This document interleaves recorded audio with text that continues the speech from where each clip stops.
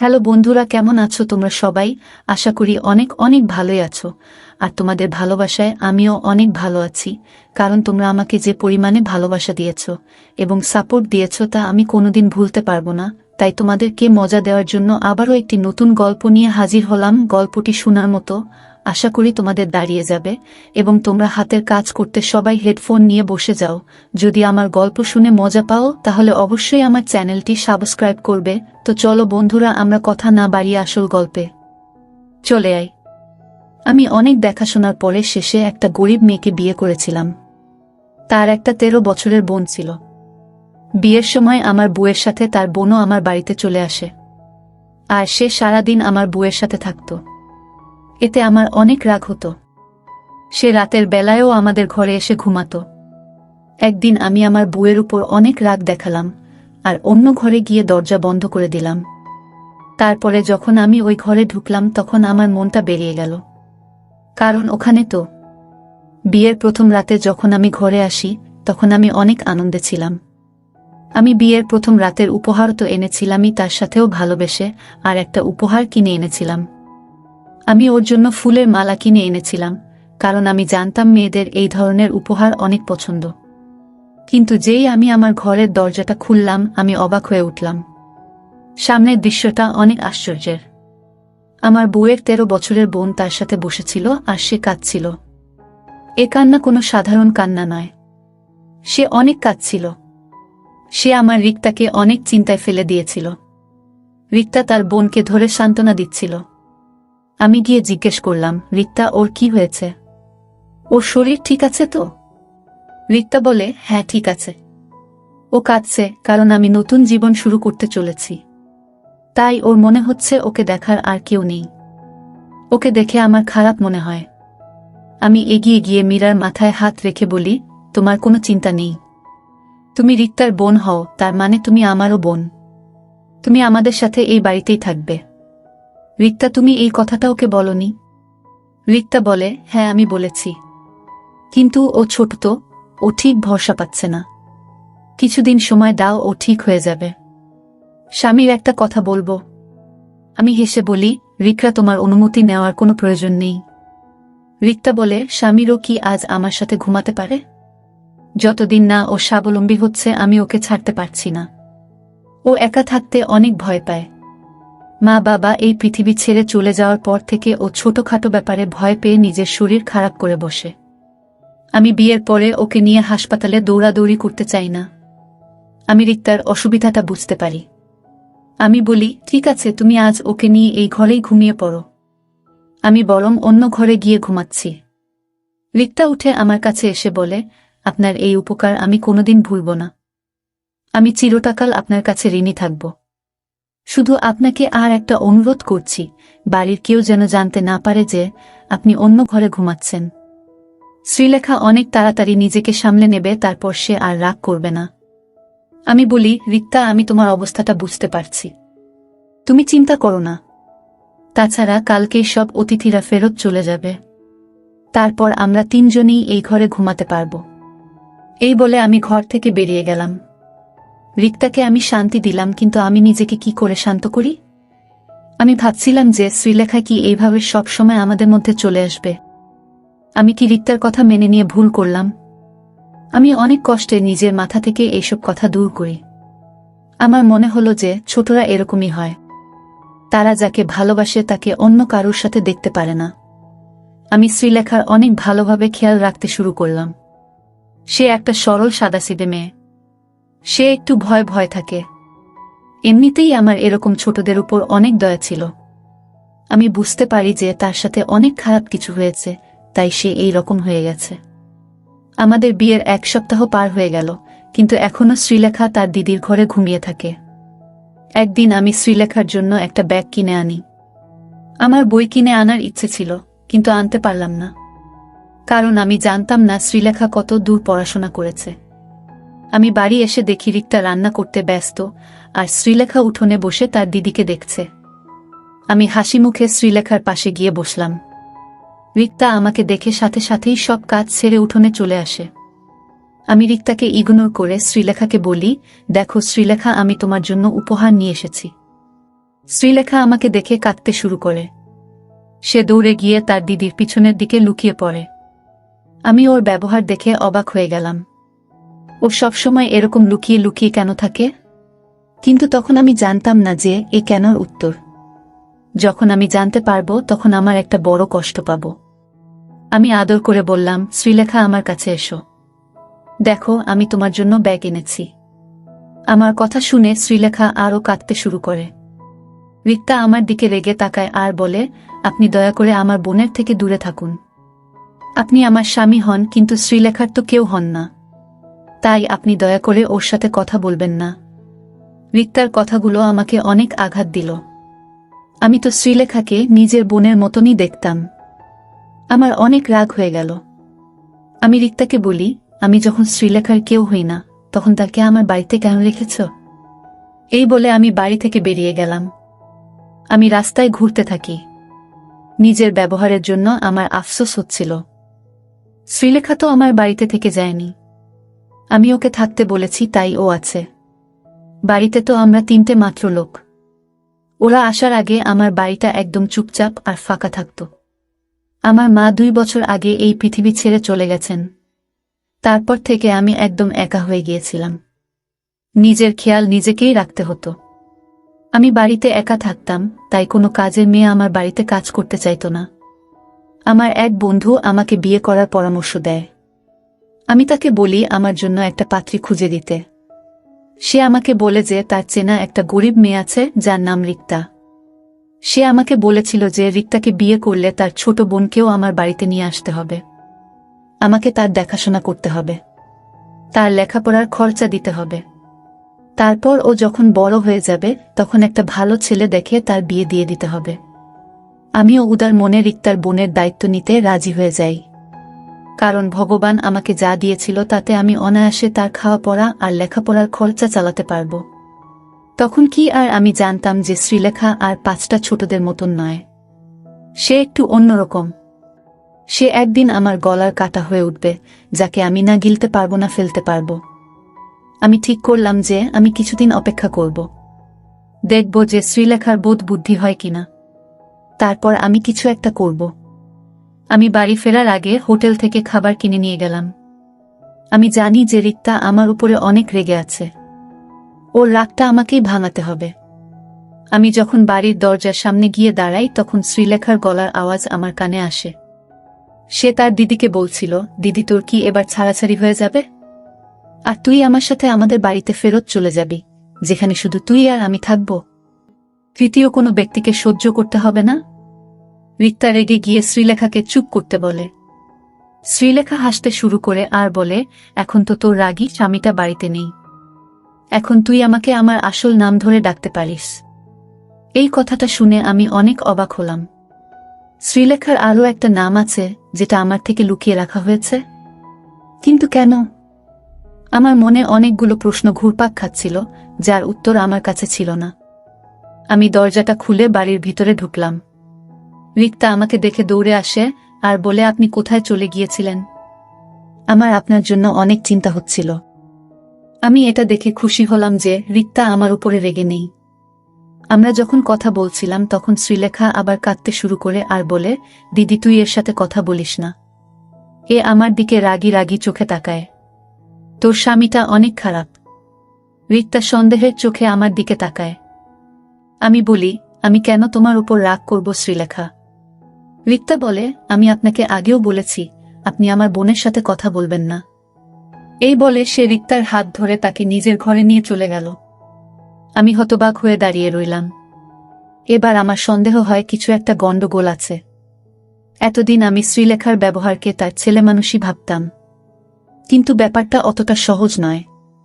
রিক্তার প্রতিদিনের মতো আমার জলখাবার বানাচ্ছিল। হঠাৎ সে কাজ থামিয়ে জিজ্ঞেস করে, বলেন আপনি শ্রীলেখার জন্য ব্যাগ কেন কিনে এনেছিলেন? আমি বলি, আমি চাই যে শ্রীলেখা পড়াশোনা করুক। রিক্তা হেসে বলে, পড়াশোনা? কিসের পড়াশোনা? শ্রীলেখা তো কোনোদিন স্কুলেই যায়নি, ওর পড়াশোনা করার ইচ্ছে নেই, তাই আমরা ওকে স্কুলে ভর্তি করাইনি। কথাটা আমার খুব একটা ভালো মনে হলো না, কিন্তু আমি আগে থেকেই রেগেছিলাম তাই আর কথা বাড়ালাম না। আমি অফিসের জন্য বেরিয়ে গেলাম। কিন্তু শ্রীলেখার কথাগুলো আমার মাথায় ঘুরতে থাকে। তার অদ্ভুত রকমের আচরণ, আমাকে দেখে কেঁদে ফেলা, আর আমার আর রিক্তার ছাড়াছাড়িতে খুশি হওয়া, এইসব তো কোনো সাধারণ লক্ষণ নয়। আর শ্রীলেখা কোনো শিশুও নয়। সে 13 বছরের একটা মেয়ে। এই বয়সের মেয়েরা তো অনেক কিছু বোঝে। ব্যাপারটা অতটাও সহজ নয় যতটা আমি ভেবেছিলাম। বিকেলে যখন আমি বাড়ি ফিরে এলাম তখন শ্রীলেখা আমাকে রাগানোর অনেক রকম চেষ্টা করে। আমাকে দেখে অদ্ভুত রকমের আচরণ করতে শুরু করে। আমি যখন রিক্তার সাথে কথা বলতে যাই তখন সে রিক্তার হাত ধরে তাকে ঘরে নিয়ে চলে যায়। কিছুক্ষণ পরে রিক্তা বাইরে এসে আমাকে বলেন আপনি রাতের খাবারটা খেয়ে নিজের ঘরে চলে যান, তারপর আমরা 2 বোন খেতে বসব। শ্রীলেখা রাগ করে বসেছে যে যতক্ষণ আপনি বাইরে থাকবেন ততক্ষণ ও ঘরের বাইরে বেরোবে না। আমার তো অনেক রাগ হচ্ছিল, কিন্তু আমি কোন রকমে নিজেকে সামলে রিক্তাকে বললাম, ঠিক আছে শ্রীলেখা না হয় পরে খাবে, কিন্তু তুমি তো আমার সাথে বসে খাও। রিক্তার উত্তরে আমার মাথায় রাগ উঠিয়ে দিল।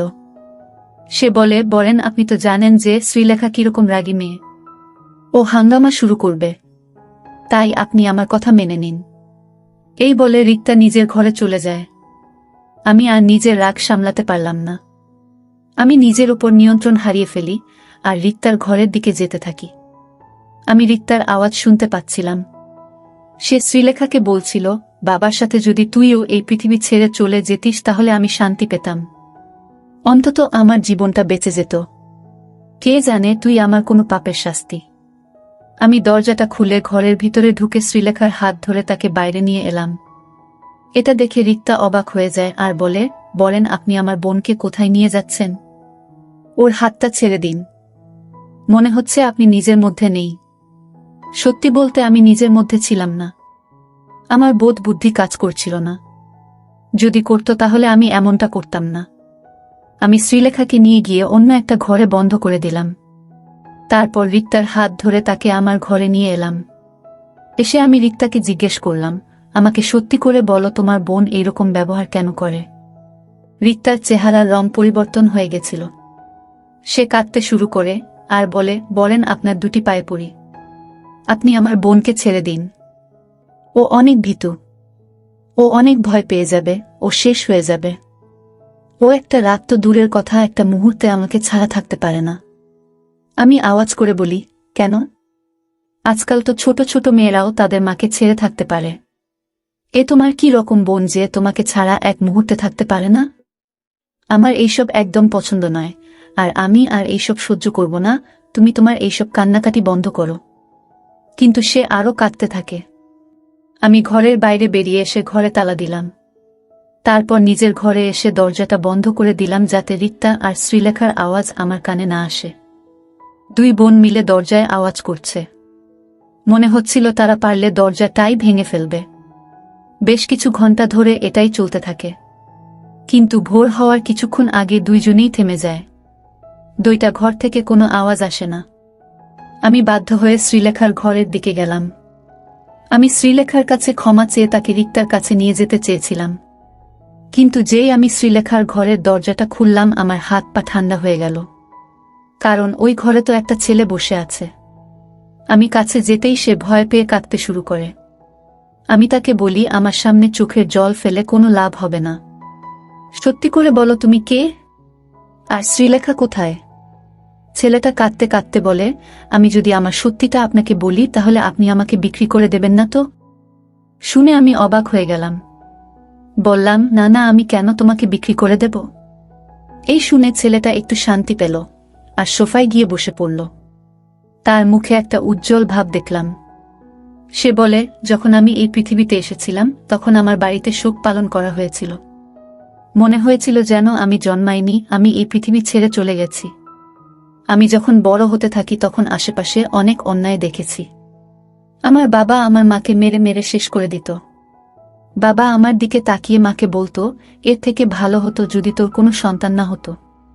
কিন্তু এটা তুই কাকে এই পৃথিবীতে এসেছিলি? বাবার কথা শুনে আমি আয়নার সামনে এসে দাঁড়াতাম।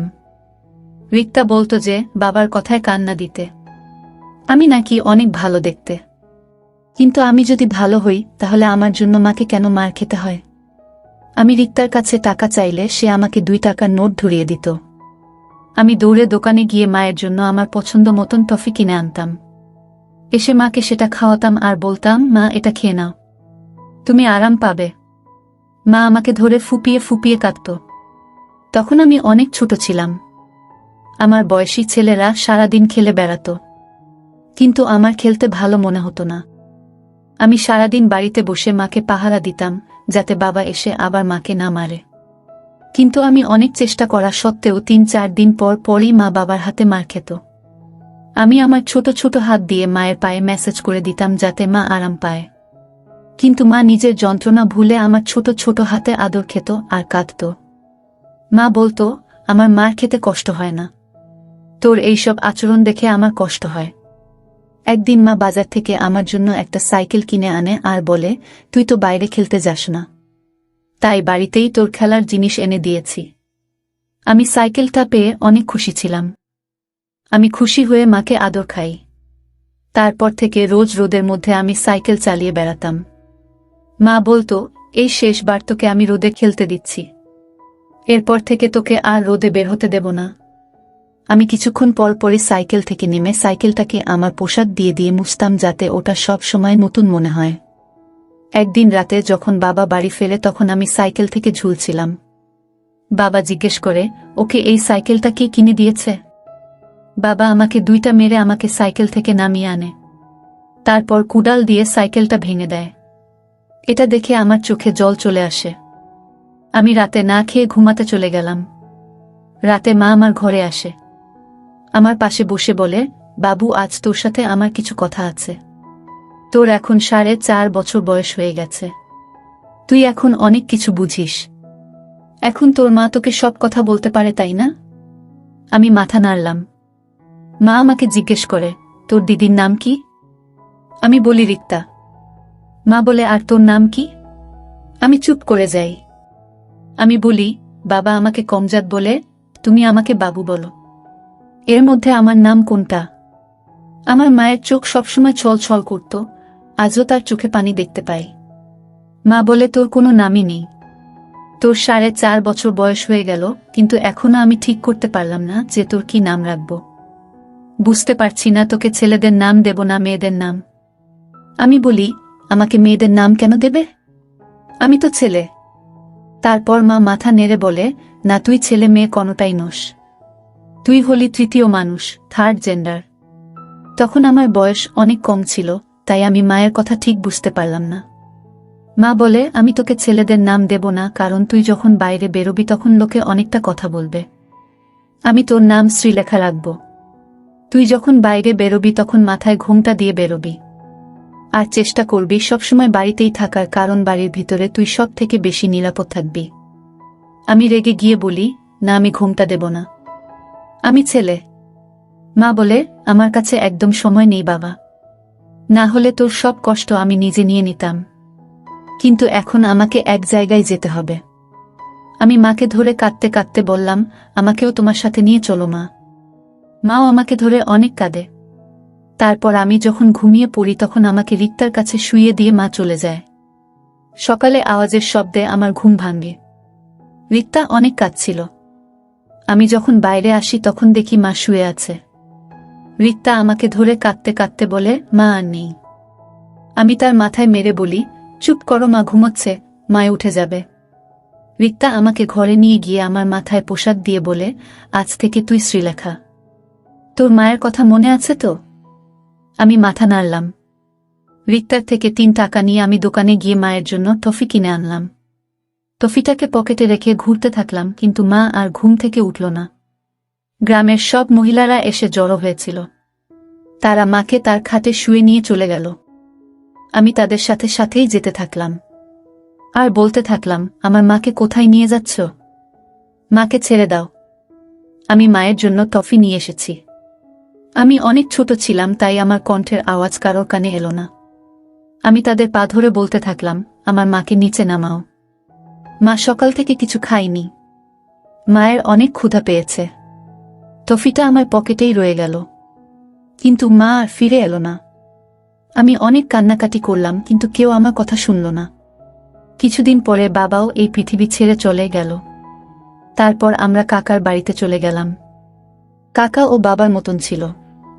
আমার উপরে অনেক অত্যাচার করত। আমাকে প্রায় মারত আর বলতো, আমি তোকে গুরুর কাছে পাঠিয়ে দেব। তখন রিক্তা আমার পাশে দাঁড়াত। কাকার ছেলে আমাকে নিয়ে মজা করত আর বলতো, তুই তো তৃতীয় শ্রেণীর মানুষ, একটু নেচে দেখা না। এই বলে সে আর কাকা অনেক হাসত। আমি অনেক ভয় পেয়ে যেতাম। রিক্তা আমাকে বাঁচাতো। তারপর রিক্তার বিয়ে আপনার সাথে হয়ে যায়। আপনাকে দেখে আমার ভয় পায়। যদি আপনিও আমাকে গুরুর কাছে বেছে দেন। রিক্তা বলে যে, আপনি ভালো মানুষ, আপনি এমনটা করবেন না। কিন্তু আমার মনের মধ্যে একটা ভয় বাসা বেঁধে রয়েছে। এখন তো আপনি সবকিছু জেনে গেছেন, এবার বলুন, আপনি আমাকে ঘরে বন্ধ করে রাখবেন না তো? আমার চোখ দিয়ে পানি পড়তে থাকে।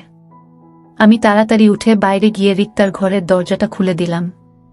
তার পায়ের কাছে বসে আমি ক্ষমা চাইতে থাকলাম। রিক্তা ও অনেক কাঁদছিল। সে বলে, কিসের ক্ষমা? আপনি তো আমাদের মতন অসহায় মানুষদের আশ্রয় দিয়েছেন। তারপর থেকে আমি আর রিক্তা শ্রীলেখাকে মানসিক ডাক্তারের কাছে নিয়ে যেতে শুরু করলাম।